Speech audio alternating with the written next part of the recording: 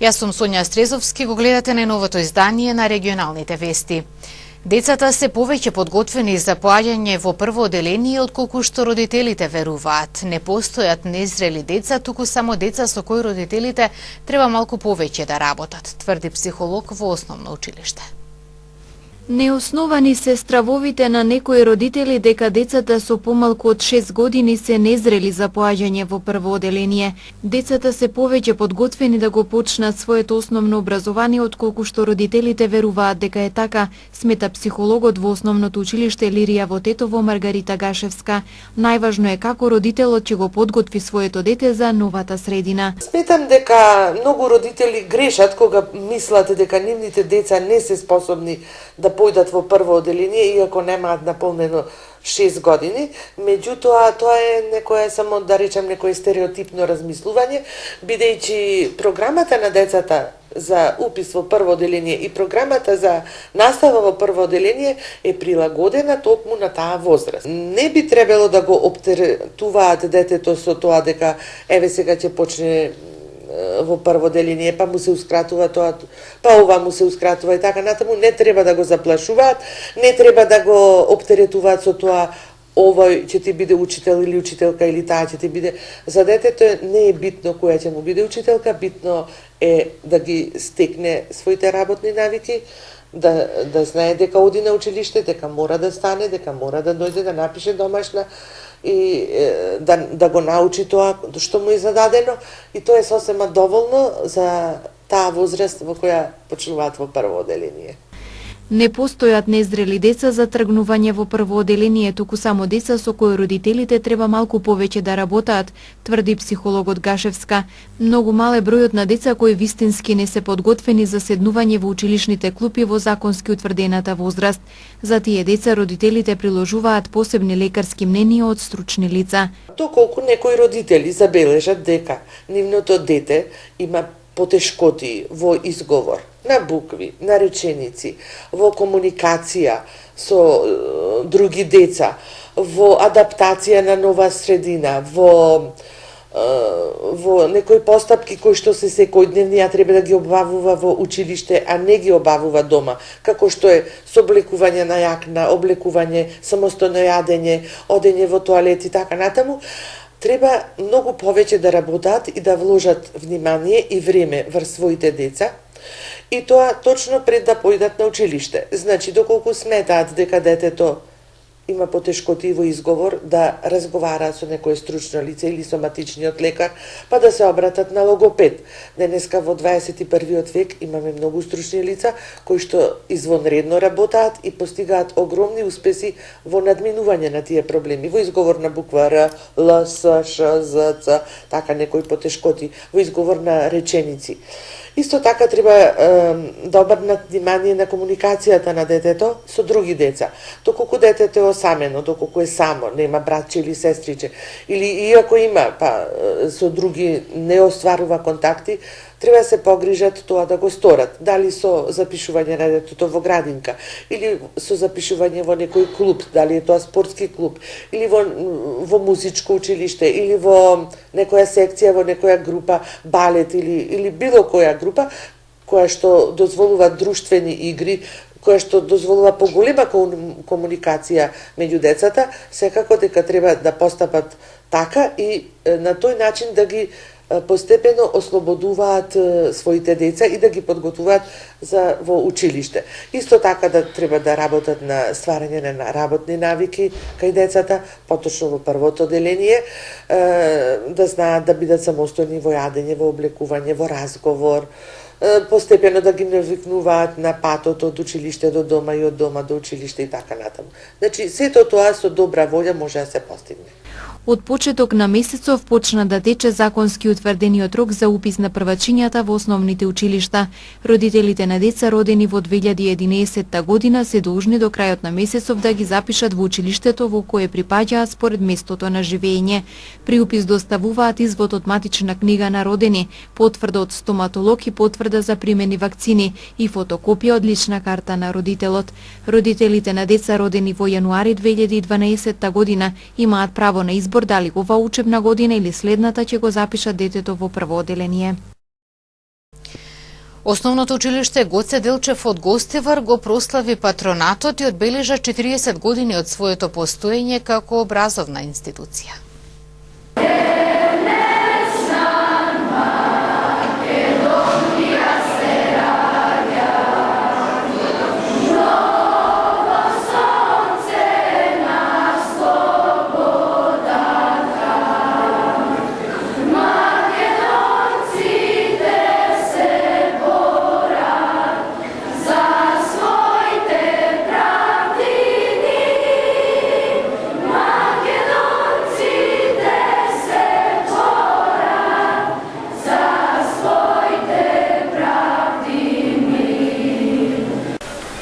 Со пригодна манифестација и положување на цвеќе на бистата на Гоце Делчев, Гостиварското основно училиште, што го носи името на овој македонски револуционер, денес го прослави патрониот празник. На главната свеченост присуствуваа ученици, родители, представници од образовни институции и установи од Гостивар. Основното училиште Гоце Делчев годинава одбележува полни 40 години од своето функционирање. На овој ден, 4 мај, му оддаваме почит на нашиот патрон, еден од најголемите синови на Македонија, визионер, национален херој, апостол и деец на македонското револуционерно движење. Горди на неговото дело, на неговата револуционерна, но пред се на духовната борба, на неговите заложби за цивилизацијски напредок, единствен начин на кој што можеме да му се одолжиме е да го продолжиме неговиот пат, онака како што тој, големиот Гоце Делчев, го замислил и ги поставил основите. А тоа е надпревар на мисли и идеи кои водат кон напредок и подобро утре. Ви благодарам. Свечената програма на манифестацијата беше исполнета со реферат за Гоце Делчев, рецитации на стихови посветени на неговиот лик и дело, додека учениците од нижите одделенија беа задолжени за музичкиот дел од свеченоста. Гоце Делчев, Гоцева мајка е земја Македонија, жена му е пушката, а деца пишеците. Ширум турското царство се пренесла новина, се појави чуден човек. Него куршум не го убива, него сабја не го сеча. Тој човек е Гоце Делчев, македонски легендарен војвода, душа на македонската внатрешна организација. Ете, пак Гоце е жив. Тој живее во секој училиште, во секоја ливада, нива, куќа, село, град, фабрика. Гоце Делчев живее во моето срце, во срцето на татко ти, дедо ти и баба ти. Тој е во твоето срце, затоа што тој е срце во нашите срца.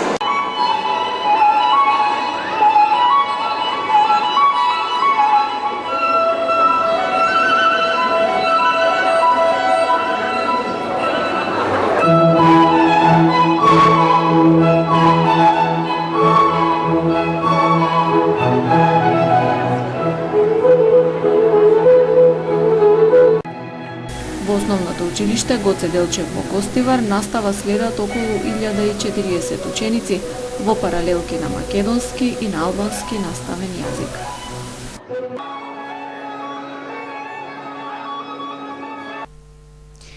Ученици од приватното средно училиште Јахја Кемал во Гостивар изминатиот период постигнаа добри резултати и успеси на интернационални надпреварувања по информатика и по англиски јазик.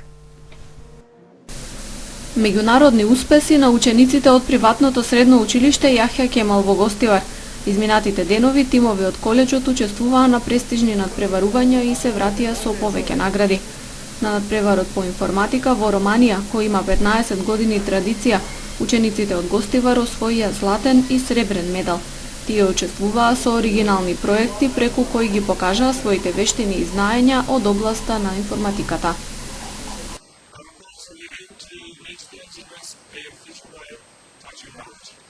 Најпрво сакам да потенцирам дека нашата мисија е учениците да ја градат својата иднина преку знаењето. Тие мора да учат и да се мотивираат за поголеми успеси. Ако сакате во иднина да станете добар инженер, лекар, професор, мора да вложувате во своето знаење од млади години. Во Романија постигнавме голем успех и горди сме на освоените прво и второ место. Конкуренцијата беше силна, затоа што се работи за надпревар кој важи за престижен и познат не само на Балканот, туку и за целиот свет. Ние таму учествувавме со вкупно 18 проекти, од кои за 2 добивме златен и сребрен медал.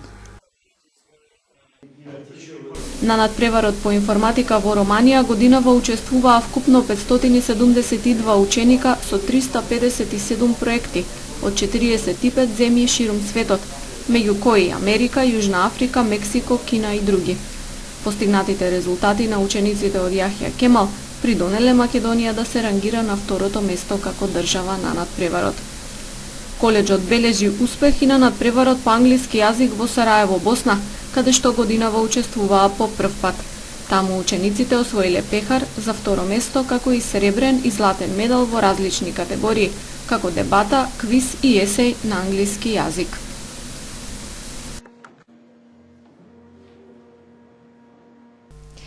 Во просториите на невладината организација Сонце се презентираше програмата за стипендирање на ромите која се финансира од Ромскиот образовен фонд. Се очекува годинава да се стипендираат околу 100 студенти од Македонија.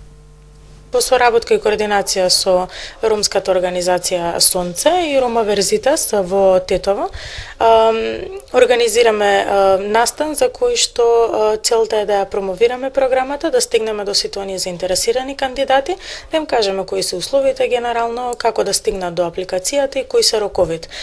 Целната група денес е средношколци 4-та година матуранти, оние кои што се веќе студенти на додипломски, постдипломски и докторски студии. Како што кажав, имаат право да аплицираат на програмата до 12 мај. Тоа е рокот за аплицирање. За жал, после предвидениот рок не може ништо да поднесат, затоа што апликацијата е електронска и се поднесува исклучиво онлайн. Битна е таа регистрација, битно е да го прочитаат водичот за пријавување, да ги прикачат сите неопходни документи, вклучувајќи ги личната карта, свидетелството од 3-та година и евидентниот лист од 4-та година. Ова е особено важно за матурантите. Оние кои што се веќе студенти, они прикачуваат уверение за положени испити. Се со цел да го провериме, односно утврдиме нивниот просек, за да може понатаму да влезат во онаа селекција. Исто така дел од задолжителните документи се и обезбедување на препорака кој што треба да биде пополнета од ромска невладина организација. Таа е задолжителна препорака, со тоа што студентите кандидати имаат опција да достават уште максимум 2 препораки, односно се вкупно 3. Но пак ќе кажам, задолжителна е една препорака од ромска невладина организација. Сите останати информации може да ги прочитат во водичот за пријавување. Убаво би било пред да почнат да пополнуваат да го прочитат водичот за пријавување, а потоа да преминат во апликацијата за пополнување. Така, колку има можност да стипендираат роми во Македонија и каков интерес од секоја година? Со оглед на искуствата до сега, лани доделивме 100 стипендии во Македонија, а пак како резултат на тоа дека програмата се реализира и на интернационално ниво и во останати земји низ Европа, не се сомневам дека квотата ќе остане иста за Македонија, односно 100 стипендии ќе бидат доделени. Се зависи од конкуренцијата на интернационално ниво за можност да се доделат и повеќе од 100 стипендии. Председателот на СДСМ Зоран Заев попладнево го посети лидерот на Алијансата на албанците Зијадин Села, кој по повредите кои ги задоби во Македонското собрание закрепнува во ургентниот центар при клиничката болница во Тетово. По посетата Заев даваше изјава пред медиумите околу чекорите кои новото парламентарно мнозинство ќе ги преземе во насока на деблокирање на институциите. Овие трауми низ кои што поминаа сите граѓани, вклучително и ние пратениците, да не се повторат никогаш повеќе во Македонија. Мене ми е драго што мојот колега Зијадин Села напредува, во добра здравствена состојба е и согласно одлуките на лекарите и лекарскиот тим кој што водат грижа за него, кога ќе одлуча да го пушта дома, тогаш тој ќе ги слуша лекарите, принципиелен е, внимателен и знае да биде послушен кога се работи за здравјето, тоа ми е драго. Секако поразговаравме за следните политички чекори, како потенцијални партнери, кои што сакаме да ги придвижиме работите. Тој е заинтересиран за следните чекори како ќе се движат. Заедно разменивме и информации, согледување и планови, сме осогласени и секако ќе движиме процесите онака како што тоа е пропишено по устав, по закон и по деловник. Ке го очекуваме мандатот од Ѓорѓи Иванов во рок од 10 дена, почнувајќи од денеска, заради тоа што писмото веќе денеска е стигнато во неговиот кабинет од новиот претседател на собранието и верувам дека во рок од 10 дена, дај Боже и пократко од рок од 10 дена, да биде доделен мандатот за формирање на нова влада, заради тоа што граѓаните очекуваат нормални институции, враќање во нормала на животот, унапредување на квалитетот на животот за сите граѓани, секој да почувствува придобивки во ова наша Македонија без разлика на неговата социјална положба, етничка позиција, политичка позиција или слично, и секако да се зафатиме со реформите, да ги засукаме ракавите и да направиме Македонија квалитетно место за живот на сите граѓани. Денеска бевте и кај Ахмети, како одат подготовките за новата влада? Не разговараме се уште за кабинет или за слично, заради тоа што треба да се даде мандатот. Прво договоривме следни чекори кои треба да бидат од страна наша заедничка како коалициони партнери, зад кои што стојат 67 подписи. Јас уште еднаш добив согласност и од господинот Ахмети и од господинот Зијадин Села. Ке се видам и со господинот Касами. Целта е лидерите на партиите зад кои што стојат 67 подписи да изразиме подготовка да го посетиме господинот Иванов во неговиот кабинет од мое име, да му потврдам јас од името на нас сите коалиционите партнери сето она што наводно беше негова загриженост, а тоа е унитарноста на државата, почитувањето на уставот, мултиетничкото наше општество, реформите, економските перспективи, секако сето она кое што беше можна или еве вака изговор, дилема да ја наречем во општеството, сите се за план со кој што ќе му помогнеме и на Иванов да има причини кои што ќе бидат за да се даде мандатот, односно да се отстранат двете. Јас лично очекувам, ви кажав од првиот момент. Ние колку и да ни стоеше неразумно неговото барање и за 10 дена, и за политичкиот проблем со така наречената тиранска платформа, декларација или изјава на албанците или албанските политички партии, навистина колку и да беше тоа неразумно, ние го прифативме и евене нов претседател собранието има, тој испрати писмо до него, ќе одам лично, ќе му ја доставам програмата на новата влада, лично ќе гарантирам од мое име и од името на нашите потенцијални партнери во новата влада. Се надам почетокот на идната седмица. Рете да го видиме колегата Зијадин Села на домашно лекување, за да знаеме дека тоа би било функционално. Јас сум подготвен од понеделник натаму, било кој ден во комуникација се нашите служби, со службите на господинот Иванов, да го посетам неговиот кабинет и навистина уште еднаш да изразиме гаранција за сето она кое што него го загрижува и конечно да биде доделен мандатот. Се очекувате од започнати на седмици и неделови? Јас верувам дека тој прво ќе направи скенинг на состојбата во парламентот, дали системот функционира, што се случува со местата каде што работат и одлучуваат пратениците во тој дел. Знам неколку работи, дека парламентот треба брзо да заседава, дека парламентот мора да биде подготвен да бира влада и дека парламентот мора да донесе одлуки за одложување на локалните избори. Тоа се прави само со промена на изборниот законник, така да се надевам час поскоро ќе биде ставен во целосна функционална состојба парламентот за да може овој најважниот законодавниот дом да продолжи со своите надлежности. На одбележувањето на 114 годишнината од смртта на револуционерот Гоце Делчев во Македонската академија на науките и уметностите не одминаа политичките пораки. Академик Владо Камбовски ги осуди крвавите насилства во собранието и очекува казна за сторителите. Камбовски вели, мора да се почитува уставот и законите. Доста беше од неразумната волја за моќ и неодговорна власт. Од партизирани институции, медиуми и детски градинки, од корупција и организиран криминал, од слепа правда, од нееднаквост, од партиски, етнички, социјални и слични делби со ширење на омраза и непријателство. Доста беше од пропаднато образование, мизерно третирана наука и знаење, од непочитување на човечкото достоинство, од поданички менталитет. Доста беше од повикување на народот, при именувањето за народ, група послушници, зашто народот и народната обичајност се постари од секоја држава и власт, од партија или од поединец. Затоа, оние што се повикуваат на народот треба да внимаваат. Тоа врзува на висока моралност и човеколюбие, без под никакви услови да оправдува омраза кон другиот и различниот. Се асфалтира улицата Иво Лола Рибар во Тетово. Градежни работи се изведуваат и на булеварот Благоја Тоска од стариот стадион до касарната. Поради тоа СВР Тетово со посебен режим за пренасочување на возилата. Започна активностите за санација на дупките низ тетовските улици. Откако долго време беше во многу лоша состојба, конечно започна поставувањето на асфалтот на Иво Лола Рибар со 2 нови слоја. Како што претходно беше најавено од секторот за сообраќај при општина Тетово, започната е реконструкцијата и на булеварот Благоја Тоска кај кружниот тек долж касарната. Пат од улицата Благоја Тоска, значи од кружниот тек кај стадион, за на кај касарна. Тука таа улица е многу оштетена. Тоа е еден стар, истрошен асфалт, без атмосферска канализација.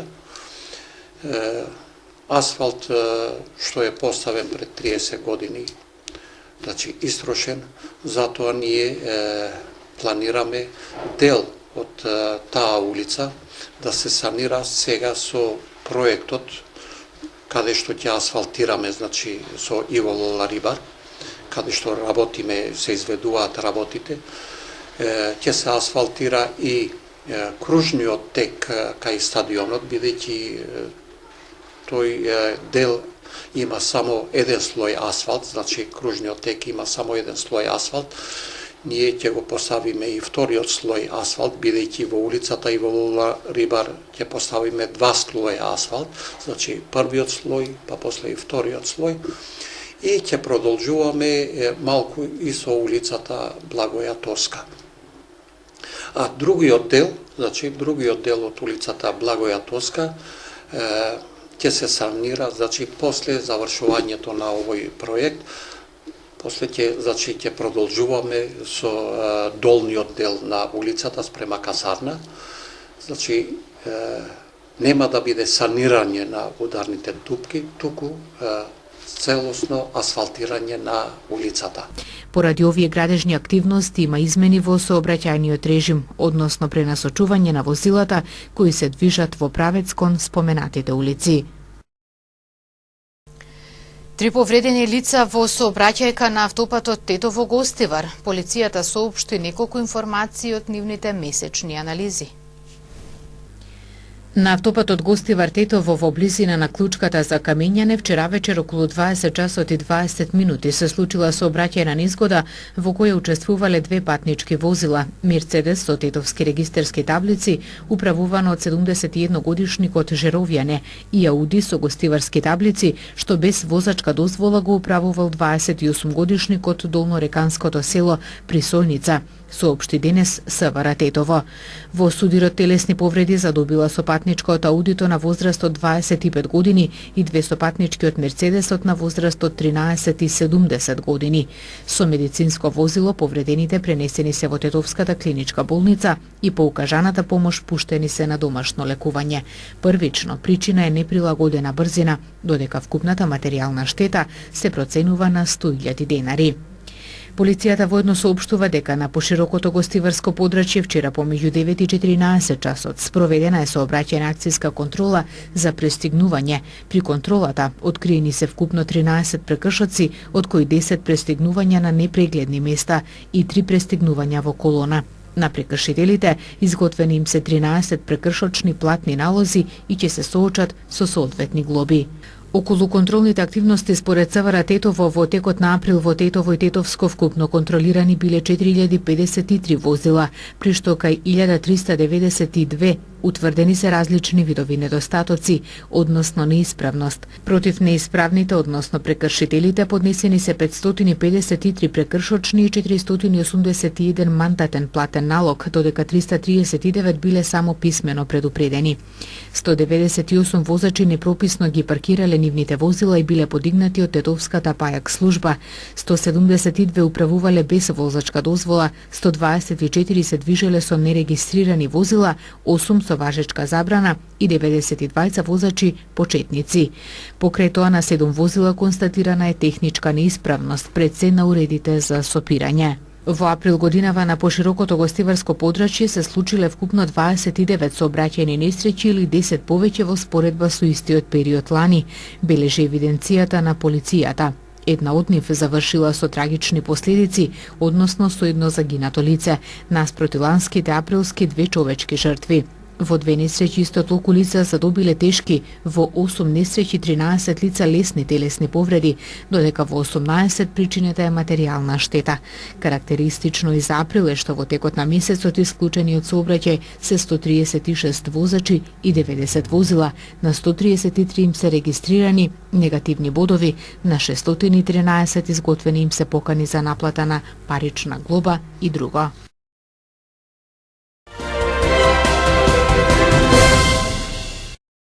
На 1000 луѓе протестираа во Букурешт пред романската влада поради одлуката на Собранискиот одбор за правни прашања да амнестира одговорни за корупција. Стотина демонстранти со знамиња на Романија, НАТО, Европската унија и САД извикуваа да ја одбраниме земјата од кратци.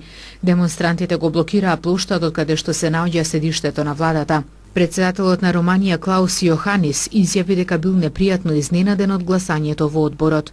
Вчерашниот протест уследи по неколку неделните демонстрации во јануари, кога владата реши да ја декриминализира корупцијата, од што потоа се откажа. Кандидатот за председател на Франција, независниот кандидат на Центарот Емануел Макрон, бил поубедлив од Марин Ле Пен за време на клучната телевизиска дебата, покажуваат резултатите од истражувањето на јавното мислење. Околу 63% од лицата што учествувале во анкетата на една телевизија сметаат дека проевропскиот поранешен министер за економија бил поуверлив за време на дебатата од лидерката на Националниот фронт. 2/3 од лицата што гласале за кандидатот на радикалната левица Жан-Лик Меланшон во првиот круг на изборите, одржан на 23 април, сметаат дека Макрон бил поуверлив од Ле Пен, како и 58% од тие што во првиот круг го поддржале конзервативецот Франсоа Фион. Двајцата кандидати што освоија најмногу гласови во првиот круг на изборите одржани на 23 април, синоќа за време на жестоката телевизиска дебата изнесоа меѓусебни обвинувања. Војводата од Единбург, принцот Филип, сопруг на британската кралица Елизабета II, најави наесен дека се повлекува од сите кралски задолженија. Принцот Филип следниот месец ќе наполни 96 години, а минатата година имаше 110 денови исполнети со обврски. Тој е член, покровител или председател на повеќе од 780 организации и ќе продолжи со соработката со нив, но нема повеќе да игра активна улога со исполнување обврски, соопшти палатата.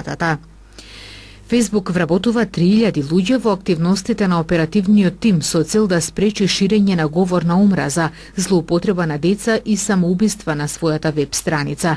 Извршниот директор Марк Закерберг рече дека бил потресен што гледа како луѓе се повредуваат себе си, но и други, додека тоа го пренесуваат во живо на Фејсбук.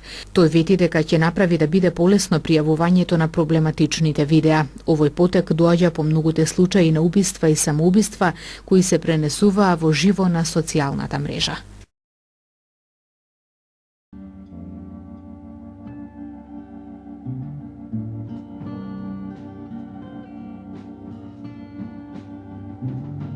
Денес имавме сончево и топло време со мала до умерена локална облачност. Попладне со услови за локален пороен дожд и грмежи, претежно во планинските подрачја. Утринските температури се движеа од 7 до 14, а дневните од 23 до 29 степени Целзиусови.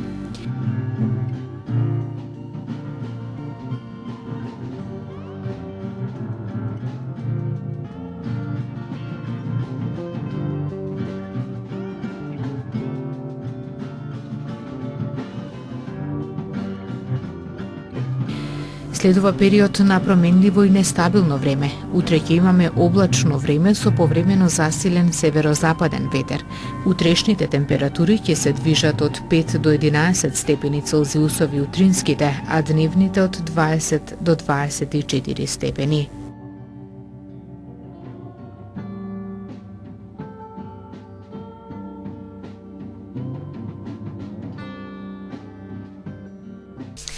Овде е крајот на денешното издание на регионалните вести. Благодарам за вниманието. Пријатно.